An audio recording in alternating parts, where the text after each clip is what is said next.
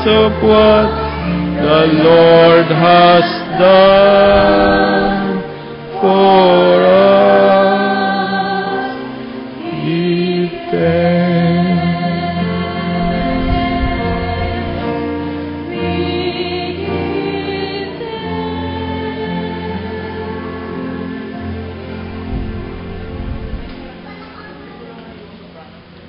Nagpapasalamat po kami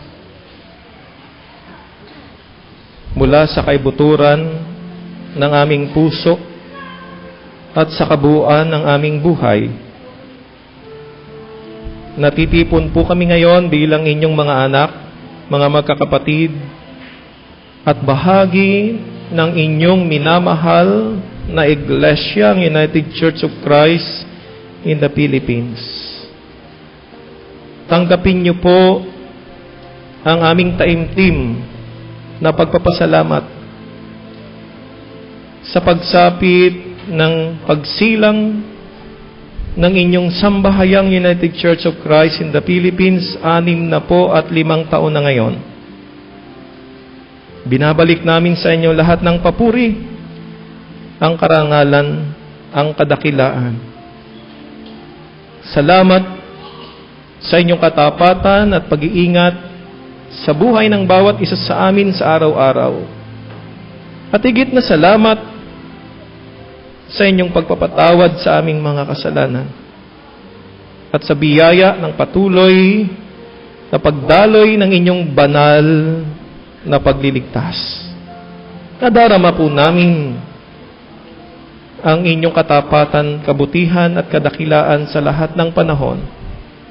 At ang aming mga tinig sa aming pananambahan ngayon, sa diwa ng pagsamba ng pagpapasalamat at ng pagsamo at pagdalangi, aming ipinailang lang kasama at kasabay ng mga tinig ng pagpupuri ng buong sangkakristyanuhan upang itaas at ipahayag ang inyong napakadakila at banal na pangalan. Salamat sa biyaya ng kaarawan, anibersaryo ng kasal. Salamat sa biyaya ng inyong pagpapagaling sa anumang karamdaman o pagkakasakit at sa anumang mga pagsubok at pasanin dumarating sa buhay. Tinataas namin sa inyo ng may pagpapasalamat sa inyong himala ng pagpapagaling na igagawad ang aming mga kapatid na nasa loob ng pagamutan, ng kapatid na Ezekiel, ang batang si Ezekiel. Gayun din ang aming kapatid na Presi Manalo na nasa loob ng pagamutan. At sa iba pa naming mga kapatid at mahal sa buhay na nasa aming puso, isipan sa banal na sandaling ito. Tanggapin niyo po ang aming pagpapasalamat sa pag-angkin ng inyong himala ng kagalingan sa bawat isa sa kanila at maging sa bawat isa sa amin na nasa loob ng santuaryong ito. Maraming salamat sa biyaya ng sambahayan. Salamat po sa aming mga magulang, sa aming mga kapatid.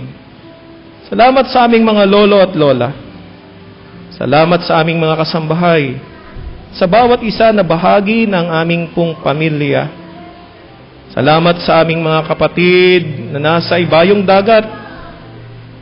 Sila na amin nga pong patuloy na kabahagi sa buhay kahit pansamantalang malayo sila sa aming piling. Salamat sa inyong pag-iingat sa kanila. Salamat po aming Panginoon sa kanilang mga sakripisyo at pag-unawa.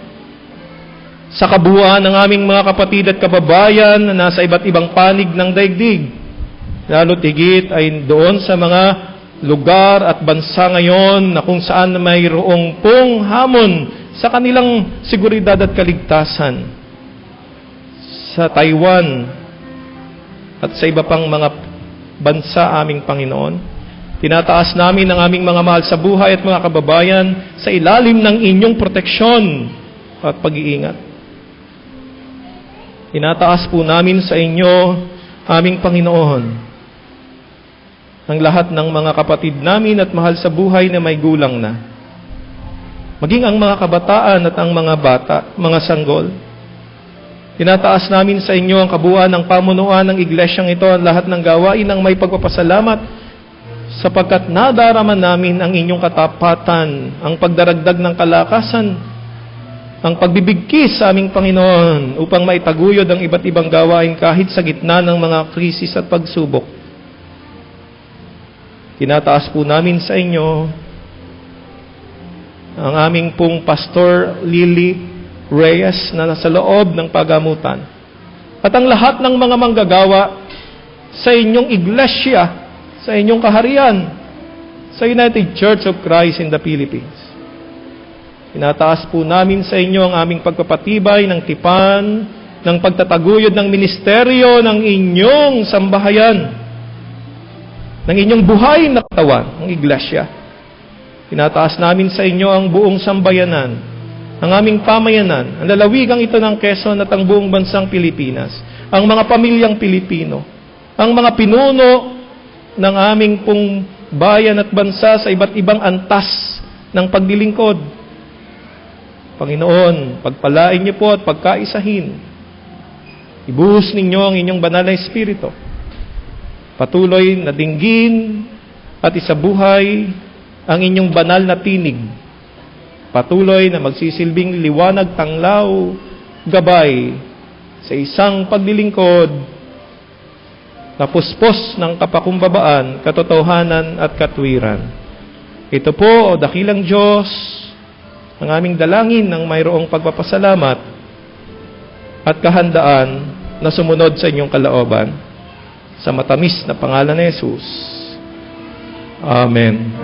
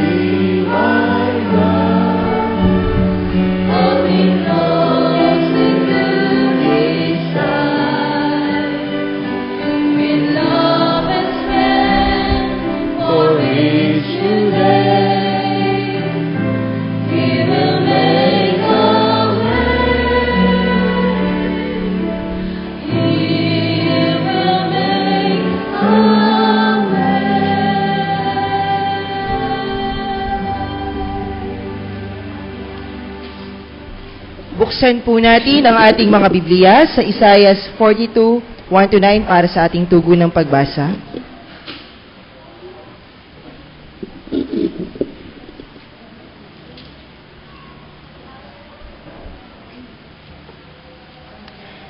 Sinabi ni Yahweh, itong lingkod ko na aking itataas, na aking pinili at kinalulugdan, ibubuhos ko sa kanya ang aking espiritu, at sa mga bansa ay siya ang magpapairal ng katarungan.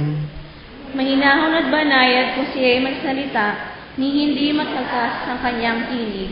Ang marupok na tamboy hindi babaliin, ilaw na andap-andap di niya papatayin, at ang katarungan ang paiiralin. Di siya mawawala ng pag-asa, nisiraan ng loob, paghahariin niya ang katarungan sa daigdig. Ang mga bansa sa malayo ay buong pananabik na maghihintay sa kanyang mga turo. Ang Diyos ang lumikha at nagdadlad ng kalangitan, lumikha ng lupa at nagbigay buhay sa lahat ng bagay dito sa daigdig. At ngayon ang Panginoong Diyos ay nagsabi sa kanyang lingkod, Akong si Yahweh, tumawag sa iyo. Binigyan kita ng kapangyarihan upang pairalin ang katarungan sa daigdig. Sa pamamagitan mo ay nagagawa ko na makikipagsipan sa lahat ng tao at magdadala ng liwanag sa lahat ng bansa. Ikaw ang magpapadilat sa mga bulag at magpapalaya sa mga bilanggo ng kadiliman. Akong si Yahweh lamang ang iyong Diyos. Walang ibang Diyos na maaaring umangkin sa aking kaningningan, ni makakaagaw sa aking karangalan. Sabay-sabay po tayo. Ang mga hula ko ay natupad na, mga bagong bagay ang isasaysay ko ngayon, bago pa mangyari.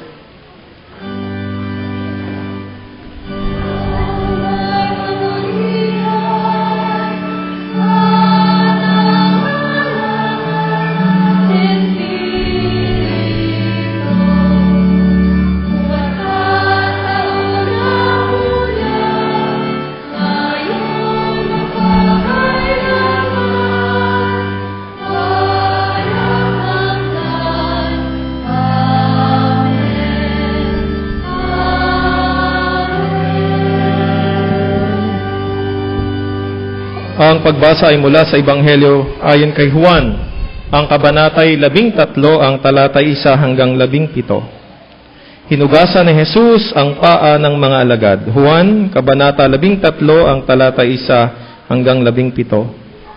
Bispiras na ng Paskwa. Alam ni Jesus na dumating na ang panahon ng kanyang paglisan sa sanglibutang ito upang bumalik sa Ama. Mahal niya ang kanyang mga tigasunod na nasa sanglibutan at ngayon ipakikita niya kung hanggang saan ang kanyang pag-ibig sa kanila. Naghahapunan si Jesus at ang mga alagad na isilid na ng dyablo sa isip ni Judas, anak ni Simon Iscariote, ang pagkakanulo kay Jesus. Alam ni Jesus na binigay na sa kanya ng Ama ang buong kapangyarihan. Alam din niyang siya ay mula sa Diyos at babalik sa Diyos. Kaya't nang sila ay naghahapunan, tumindig si Jesus, naghubad ng kanyang panglabas na kasuotan at nagbigkis ng tuwalya. Pagkatapos, nagbuhos siya ng tubig sa palanggana at sinimulang hugasan ng paa ng mga alagad at punasan ng tuwalyang nakabigkis sa kanya. Paglapit niya kay Simon Pedro, tumutol ito, Panginoon, sabi niya, di yata't kayo pa ang maghuhugas ng aking mga paa. Sumagot si Jesus, hindi mo ba naunawaan ngayon? Hindi mo naunawaan ngayon ang ginagawa ko, ngunit maunawaan mo rin pagkatapos. Sinabi sa kanya ni Pedro, hindi ko po pahuhugasan sa inyo ang aking mga paa. Kung hindi kita huhugasan, wala kang kaugnayan sa akin, tugon ni Jesus. Kaya't sinabi ni Pedro, Panginoon, hindi lamang po ang mga paa ko, kundi pati ang aking kamay at ulo.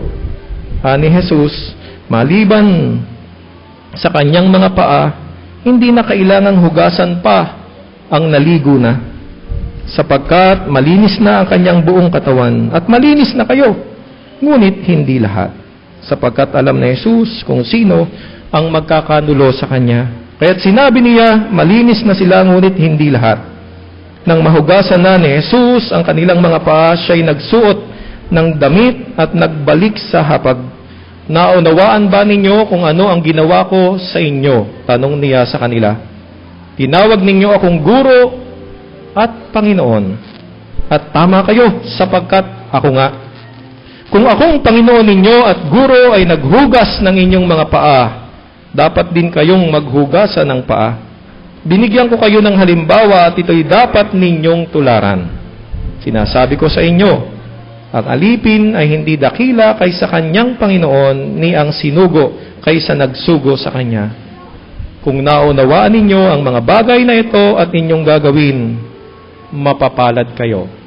Tayo po ay magsabi ng Amen. Thy word is a lamp unto my feet, and a light unto my path. Thy word is a lamp unto my feet, and a light unto